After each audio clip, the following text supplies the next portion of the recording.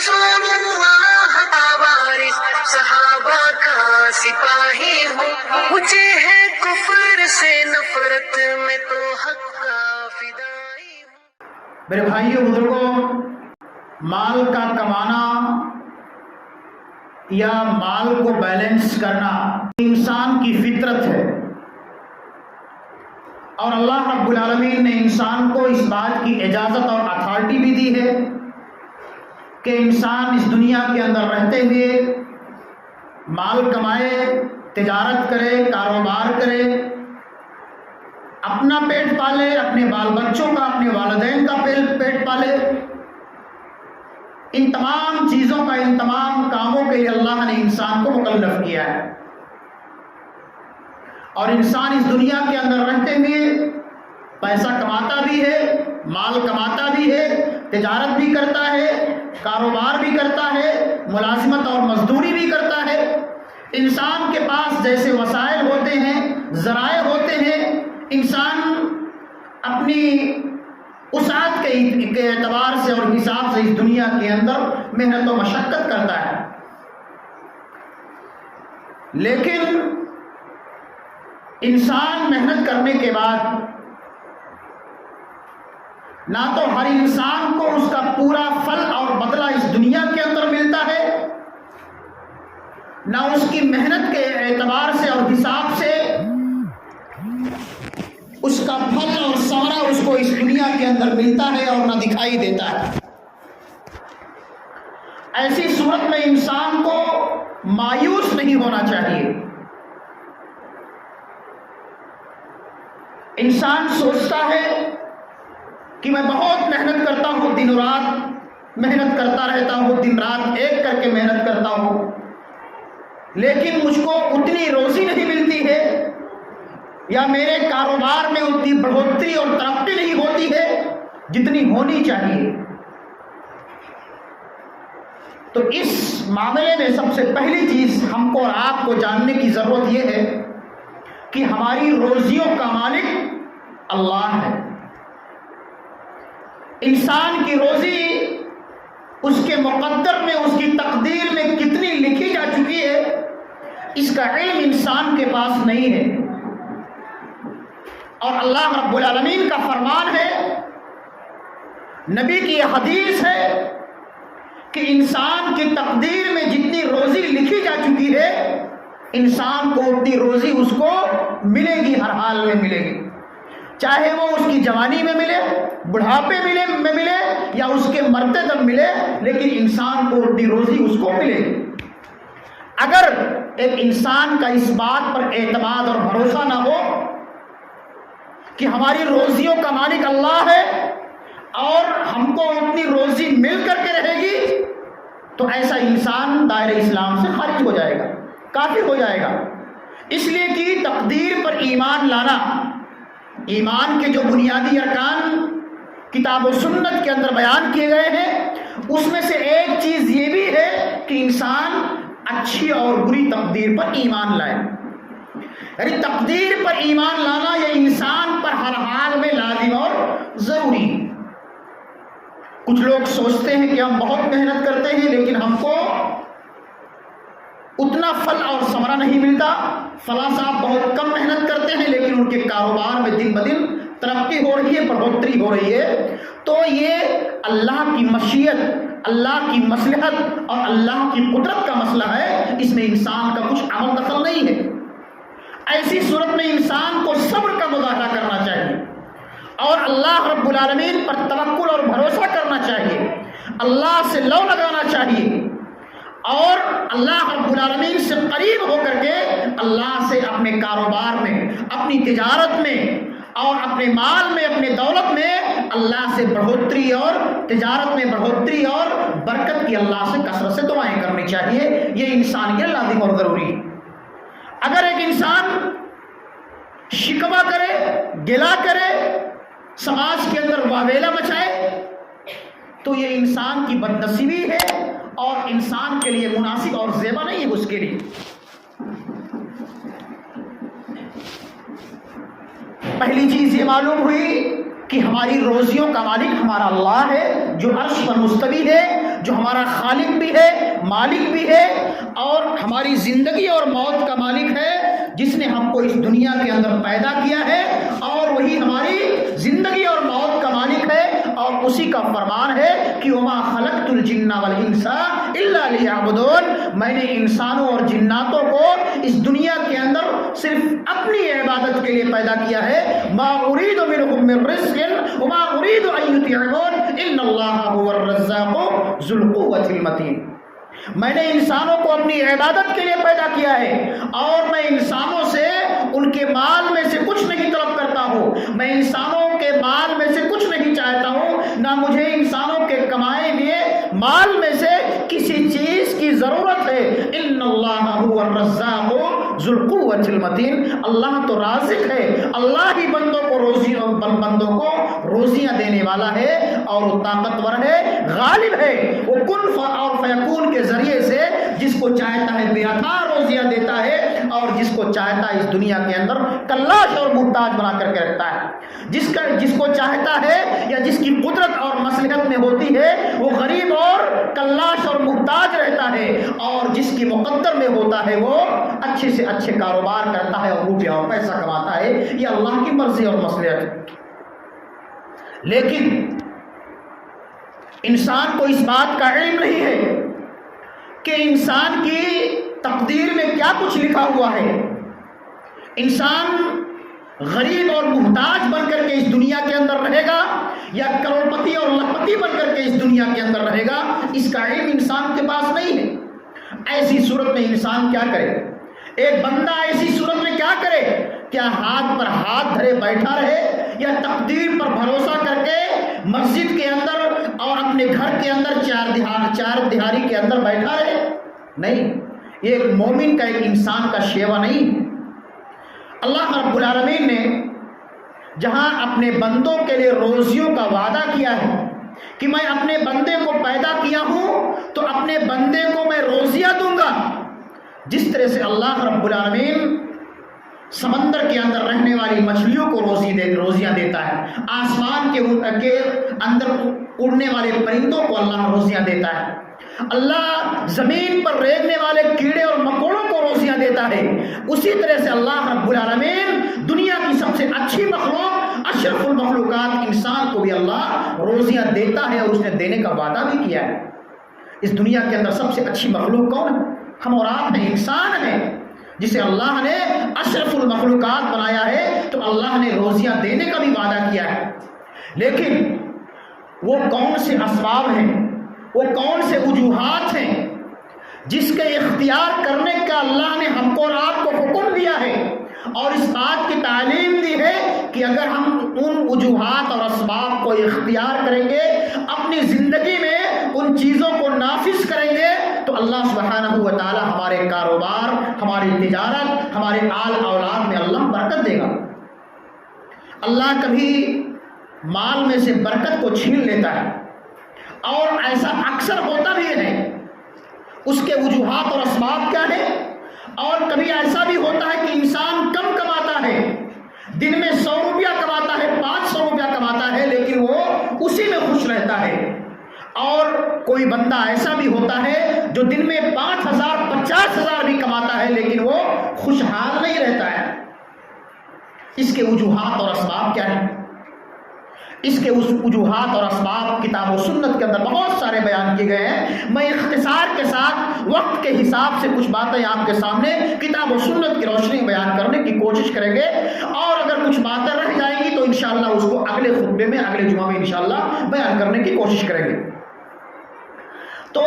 روزیوں میں برکت کے اسباب، وجوہات کیا ہیں؟ سب سے پہلی چیز یہ ہے کہ بندہ اللہ پر ایمان لائے، رسولوں پر ایمان لائے، اللہ کی نازل کردہ تمام کتابوں پر ایمان لائے، فرشتوں پر ایمان لائے، اچھی اور بری تقدیر پر ایمان لائے، یعنی ایمان کے جو بنیادی ارکان کتاب و سنت کے اندر بیان کیے گئے ہیں، جس پر ایمان لانا ہر انسان کے، ہر مسلمان کے لیے لازم اور ضروری ہے، اس پر ایمان لانے کے ساتھ ساتھ اس دنیا کے اندر کثرت سے نیک اعمال کرے۔ نیک عمل کرنا، ایمان لانا ہماری نجات کے لیے، ہماری فلاح کے لیے نہ تو اس دنیا کے اندر کافی ہے نہ کل قیامت کے دن ہماری فلاح اور بہبود کے لیے کافی ہے۔ ایمان اگر اس دنیا کے اندر انسان لاتا ہے تو اس پر کچھ ایسے امور بھی، ایسی کچھ ذمہ داریاں بھی عائد ہوتی ہے کہ انسان جب تک ان تمام چیزوں کو اختیار نہیں کرے گا یا ان تمام شرائط پر کھرا اور پورا نہیں اترے گا، ایسا انسان نہ تو اس دنیا کے اندر کامیاب ہو سکتا ہے اور نہ کل قیامت کے دن کامیاب ہو سکتا ہے۔ تو ایمان لانے کے ساتھ ساتھ سب سے پہلی چیز یہ ہے کہ انسان کثرت سے نیک اعمال کرے، عمل صالح کرے۔ عمل صالح کا دائرہ بہت وسیع اور کشادہ ہے۔ نماز پڑھنا بھی نیک عمل ہے، روزہ رکھنا بھی نیک عمل ہے، زکوٰۃ دینا، اللہ کی راہ میں اللہ کے دیے ہوئے مال کو خرچ کرنا بھی نیک عمل ہے۔ اپنے ماں باپ کے ساتھ،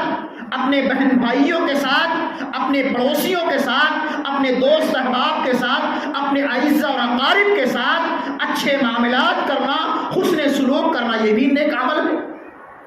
کہنے کا مطلب یہ ہے کہ نیک عمل، یہ عمل صالح کا دائرہ بہت وسیع ہے۔ ہمارا ہر وہ عمل جس سے ہمارا رب راضی اور خوش ہو، اور جو عمل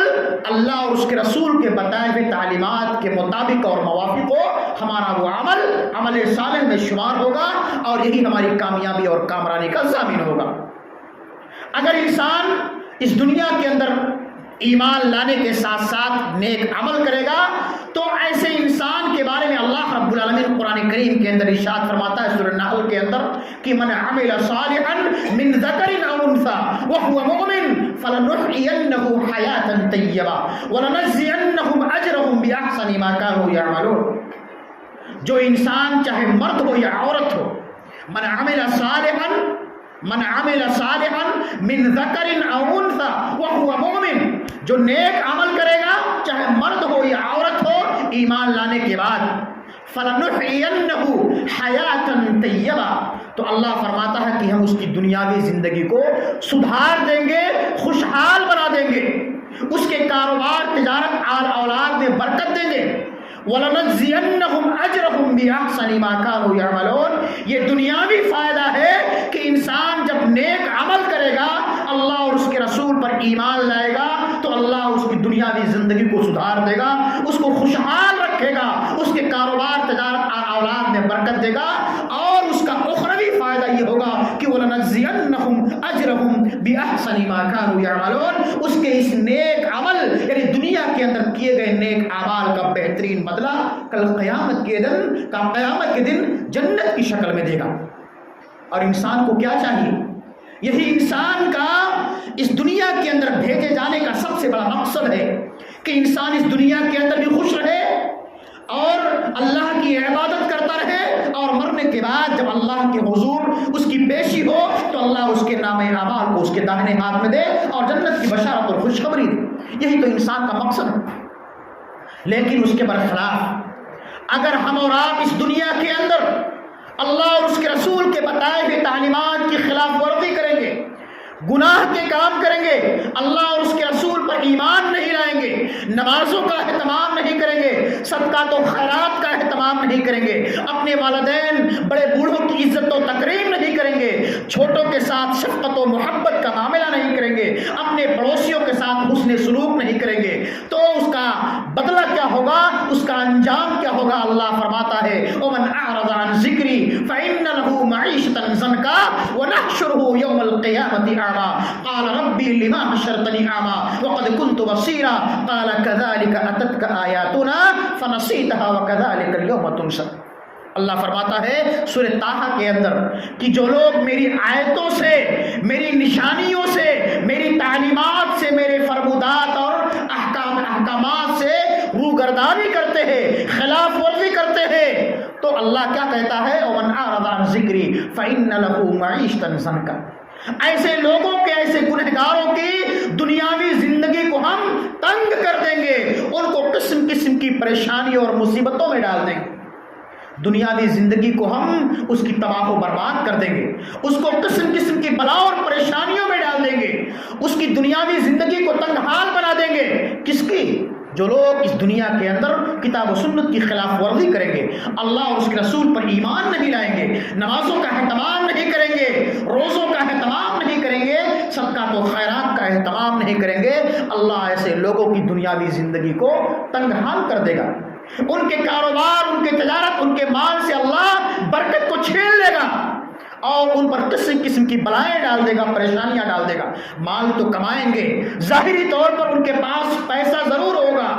مال ان کے پاس بے عطا ہوگا، لیکن وہ کبھی خوشحال نہیں رہیں گے، وہ ہمیشہ ٹینشن میں رہیں گے، ڈپریشن کا شکار رہیں گے، پریشانی اور مصیبت کا شکار رہیں گے۔ کون لوگ؟ جو اس دنیا کے اندر کتاب و سنت کی خلاف ورزی کریں گے۔ ومن اعرض عن ذکری فإن له معیشة ضنکا ونحشره یوم القیامة اعمی، اور ایسے ظالموں کو اللہ اس دنیا کے اندر پریشان حال رکھے گا اور مرنے کے بعد اللہ ایسے ظالموں، ایسے خطا کاروں کو اندھا کر کے اٹھائے گا۔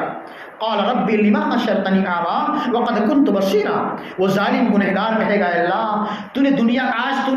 آخرت کے دن، قیامت کے دن مجھے اندھا کر کے کیوں اٹھایا؟ دنیا کے اندر مجھے دیکھنے کی صلاحیت دی تھی۔ قال ربي لما حشرتني أعمى وقد كنت بصيرا قال كذلك أتتك آياتنا فنسيتها وكذلك اليوم تنسى۔ اللہ فرمائے گا کہ تیرے پاس میری نشانیاں آئی تھی، میرے پیغمبر رسول آئے تھے، میری کتابیں نازل کی گئی تھی، لیکن تم نے جو ہے ان تمام تعلیمات کو بالائے طاق رکھ دیا، بھلا دیا اور میرے احکامات پر عمل نہیں کیا، میرے بتائے ہوئے طریقے پر تجھے عمل نہیں کیا، لہذا آج تجھے قیامت کے دن بھلا دیا گیا ہے۔ ان دونوں آیات مبارکہ کے اندر اللہ رب العالمین نے جہاں ایک طرف ہماری روزیوں میں، ہمارے کاروبار تجارت میں برکت کے اسباب کا ذریعہ بتلایا ہے کہ ہم جب نیک عمل کریں گے اور اللہ اور اس کے رسول اور جو ایمان اور اسلام کے جو ارکان بتلائے گئے ہیں اس پر ایمان لائیں گے تو اللہ ہمارے کاروبار اور تجارت میں برکت دے گا، اور جب ہم ان تمام تعلیمات اور فرمودات کو چھوڑ دیں گے تو اللہ ہماری روزیوں میں سے برکت کو چھین لے گا۔ یہ پہلا سبب۔ دوسرا سبب کیا ہے؟ تقوی۔ اللہ، تقوی کا مطلب ہے اللہ کا ڈر، اللہ کی خشیت۔ تقوی انسان جہاں بھی رہے، جس حال میں رہے، اتق اللہ حیث ما کنت، اللہ کے حبیب کا فرمان ہے کہ تم جہاں کہیں بھی رہو، جس حال میں رہو، اللہ سے ڈرتے رہو۔ کوئی گناہ کرتے ہوئے ہمارے دل کے اندر یہ خشیت پیدا ہونی چاہیے کہ وہ اللہ جو عرش پر بیٹھا ہوا ہے، وہ اللہ ہم کو دیکھ رہا ہے،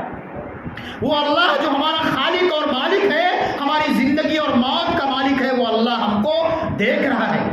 اگر ہم کوئی نیک عمل کر رہے ہیں رات کی تاریکی اور تنہائی میں، تب بھی اللہ ہم کو دیکھ رہا ہے، اور اگر ہم کوئی گناہ کا کام، کوئی معصیت کا کام کر رہے ہیں، تب بھی اللہ ہم کو دیکھ رہا ہے۔ اللہ فرماتا ہے قرآن کریم کے اندر سورۃ طلاق کے اندر، وَمَن يَتَّقِ اللَّهَ يَجْعَل لَّهُ مَخْرَجًا وَيَرْزُقْهُ مِنْ حَيْثُ لَا يَحْتَسِبُ۔ اگر بندہ اللہ سے ڈرتا رہے، اگر اللہ کی خشیت اس کے دل کے اندر موجود رہے ہر حال میں، یہ نہیں کہ ظاہری طور پر اللہ سے ڈرتے رہیں اور باطنی طور پر ہم اللہ کو بھول جائیں، سماج کے اندر رہیں تو اللہ والے بن کر کے رہیں، اور جب تنہائی میں جائیں تو اللہ کو بھول کر کے وہ تمام خرافات اور تمام گناہ کے کام کرتے رہیں جس سے اللہ اور اس کے رسول نے ہم کو اور آپ کو منع فرمایا ہے۔ اللہ سے ڈرنے کا مطلب یہ ہے کہ آپ جہاں بھی رہو، جس حال میں رہو، اللہ سے ڈرتے رہو۔ اللہ فرماتا ہے کہ جب تم اللہ سے ڈرو گے، اللہ کی خشیت اپنے دل کے اندر بسائے رکھو گے، چاہے آپ کاروبار کر رہے ہو، تجارت کر رہے ہو، لین دین کر رہے ہو، تو بھی آپ سچائی اور امانت داری کے ساتھ آپ تجارت اور کاروبار کرو۔ یہ نہیں کہ فلاں ہم کو نہیں دیکھ رہے تو ہم کانٹا مار دیں، بےایمانی کر لیں، یا فراڈ کر لیں، دھوکہ دے دیں، ایسا بالکل نہیں ہونا چاہیے، بلکہ ہر حال میں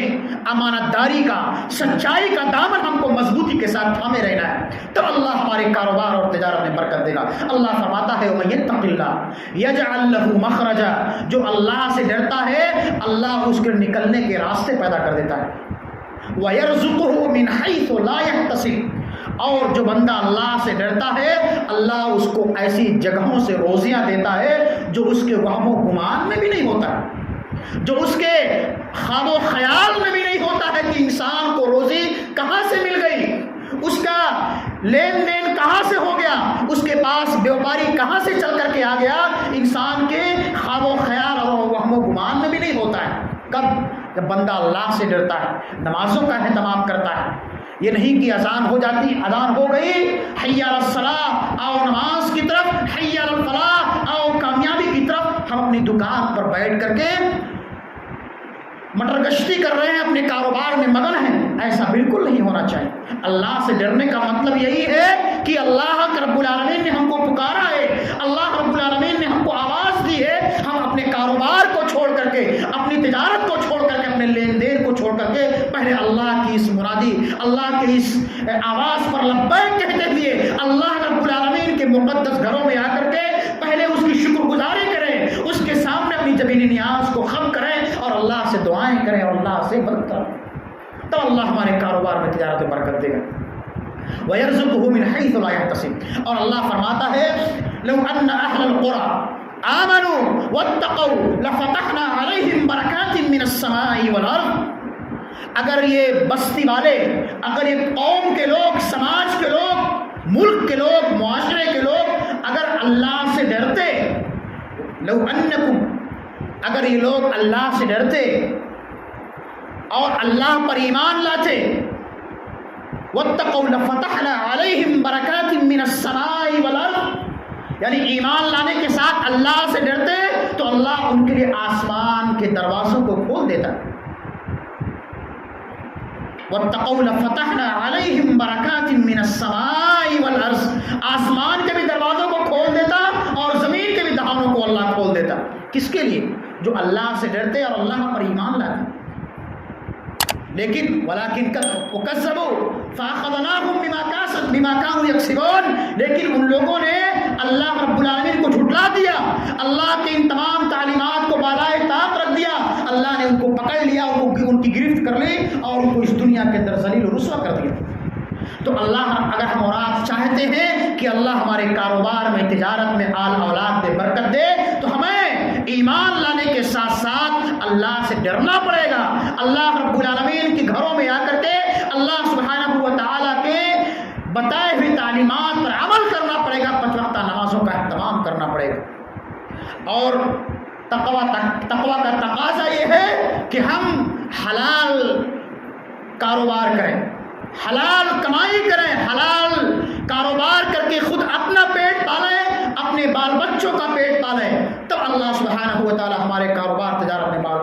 اور آل اولاد میں برکت دے گا اور ہماری دعاؤں کو قبول فرمائے گا، ہماری نمازوں کو قبول فرمائے گا، ہماری روزوں کو، صدقات و خیرات کو، ہر حج اور عمرے کو اللہ قبول فرمائے گا۔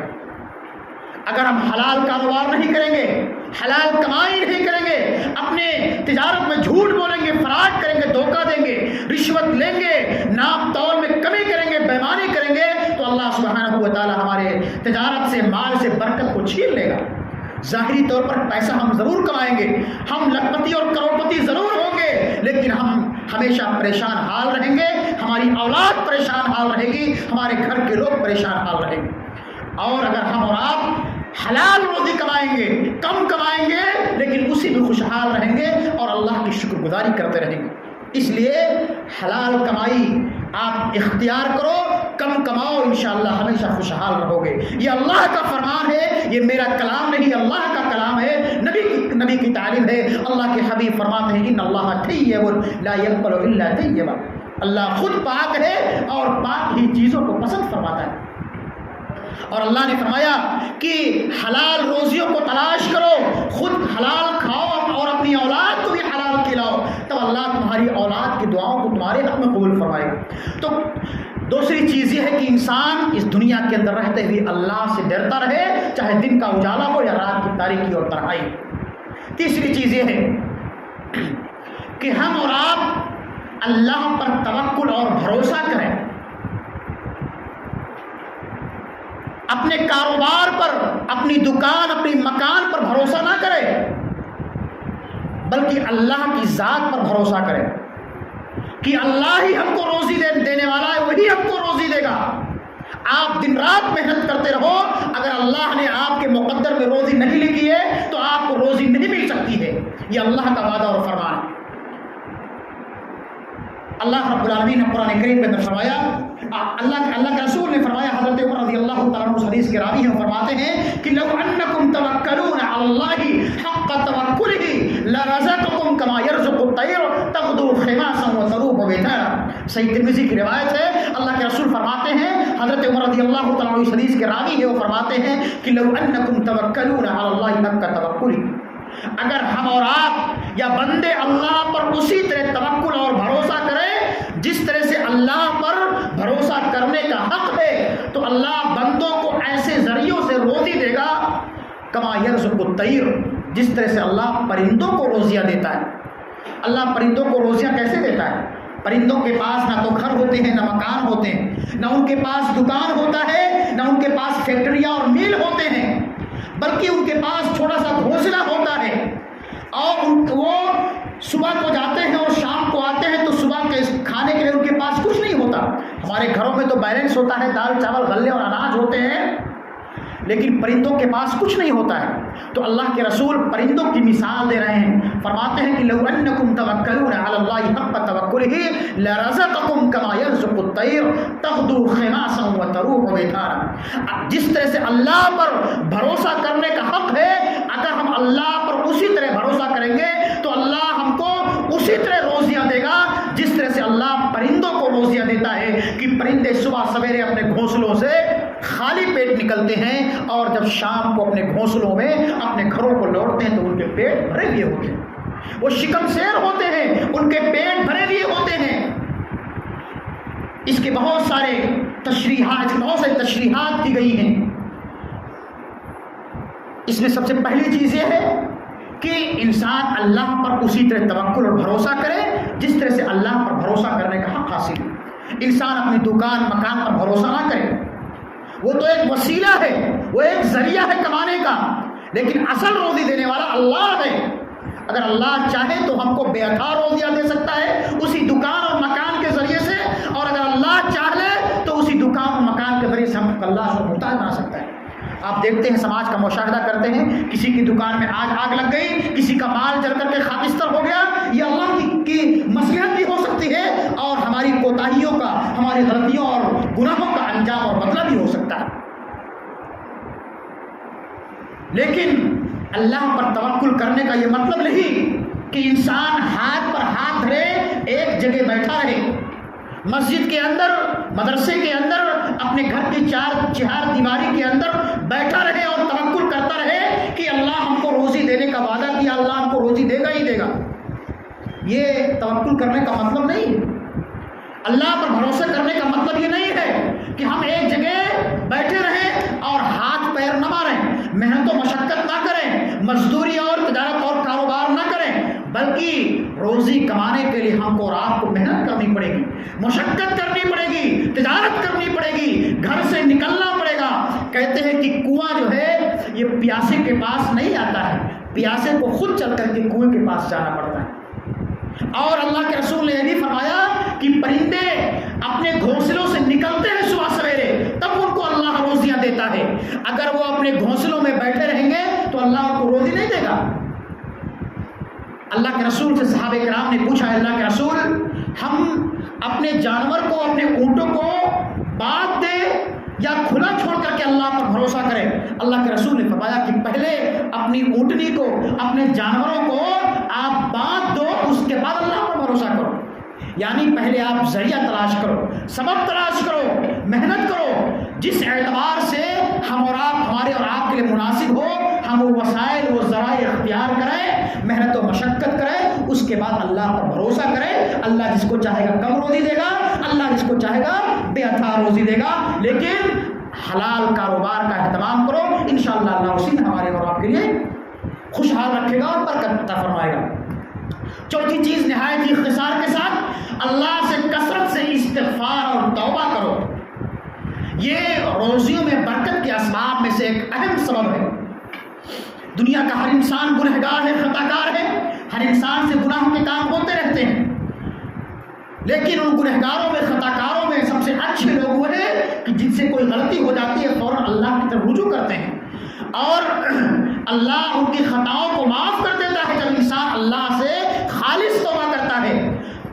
دعاؤں کی قبولیت یا توبہ کی قبولیت کے 4 شرائط بتلائے گئے ہیں۔ انسان سب سے پہلے اپنی اس گناہ پر نادم اور شرمندہ ہو، اپنی اس گناہ کو چھوڑنے کا عزم مصمم کر لے۔ ابھی تک ہم اور آپ حرام کاروبار کرتے تھے، رشوت لیتے اور دیتے تھے، چوری اور پیمانی کرتے تھے، ڈاکہ زنی کرتے تھے، جھوٹ بولتے تھے اپنے کاروبار اور تجارت میں، تو پہلے ہم کو جھوٹ بولنا چھوڑنا پڑے گا، حرام کمائی چھوڑنی پڑے گی، اور اسی طرح سے اللہ پر بھروسہ کرنا پڑے گا اور اپنے اندر ندامت و شرمندگی پیدا کرنی پڑے گی۔ اور اس کے ساتھ ساتھ اگر ہم نے کسی بندے کا حق مارا ہے، اپنے کسی بھائی کو تکلیف پہنچائی ہے، تو اپنے بھائی سے معافی مانگنی پڑے گی، اس کے مال کو واپس کرنا پڑے گا، اس کی جائیداد اور پراپرٹی کو واپس کرنا پڑے گا، تب اللہ ہماری دعاؤں کو قبول کرے گا، توبہ اور استغفار قبول فرمائے گا۔ اللہ رب العالمین قرآن کریم کے اندر ارشاد فرماتا ہے کہ فَقُلْتُ اسْتَغْفِرُوا رَبَّكُمْ إِنَّهُ كَانَ غَفَّارًا يُرْسِلِ السَّمَاءَ عَلَيْكُمْ مِدْرَارًا وَيُمْدِدْكُمْ بِأَمْوَالٍ وَبَنِينَ وَيَجْعَلْ لَكُمْ جَنَّاتٍ وَيَجْعَلْ لَكُمْ أَنْهَارًا۔ جب ہم اور آپ اللہ سے استغفار کریں گے، اپنے گناہوں پر اللہ سے توبہ کریں گے، اللہ کے مقدس گھروں میں آ کر کے اللہ سے گریہ وزاری کریں گے، توبہ اور استغفار کریں گے، دعائیں کریں گے، تو اللہ فرماتا ہے فَقُلْتُ اسْتَغْفِرُوا رَبَّكُمْ إِنَّهُ كَانَ غَفَّارًا، تمہارا رب بہت زیادہ گناہوں کو معاف کرنے والا ہے۔ إِنَّهُ كَانَ غَفَّارًا، جب اللہ تمہاری خطاؤں کو معاف کر دے گا، اللہ سے توبہ کرو گے، تو اللہ کیا کرے گا؟ يُرْسِلِ السَّمَاءَ عَلَيْكُمْ مِدْرَارًا، اللہ تمہارے اوپر آسمان سے موسلادھار بارش نازل فرمائے گا۔ یرسل السماء علیکم مدرارا ویمددکم باموال وبنین، اور اللہ تمہارے کاروبار میں، تجارت میں، آل اولاد میں برکت دے گا۔